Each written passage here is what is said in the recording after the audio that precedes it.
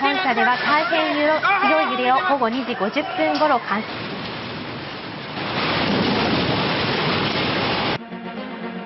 C'est la principale information de ce journal spécial. Un séisme sans précédent a frappé le Japon à 14h46 heure locale, 6h46 ce matin pour nous.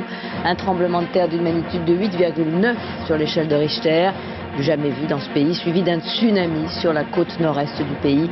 L'épicentre, situé à 24 km de profondeur, a provoqué de gigantesques vagues qui ont tout balayé sur leur passage, principalement dans la région de Sendai.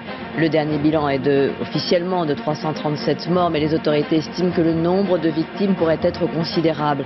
Un barrage s'est rompu, une raffinerie est en feu, 2 trains de voyageurs ont été portés et disparus et 6000 personnes ont été évacuées autour d'une centrale nucléaire. Il y a d'ailleurs ce soir une petite fuite dans une autre centrale. L'alerte au tsunami a touché la plupart des États riverains du Pacifique. Des centaines de personnes ont été évacuées par exemple en Californie.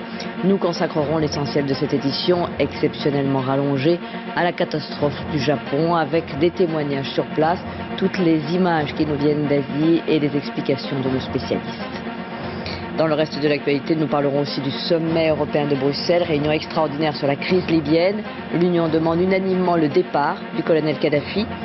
Et puis, nous reviendrons en France sur la censure par le Conseil constitutionnel de la loi sur la sécurité intérieure. 13 dispositions votées début février à l'initiative du gouvernement afin de renforcer l'arsenal répressif concernant notamment la délinquance des mineurs. Ces dispositions ont été annulées par le Conseil.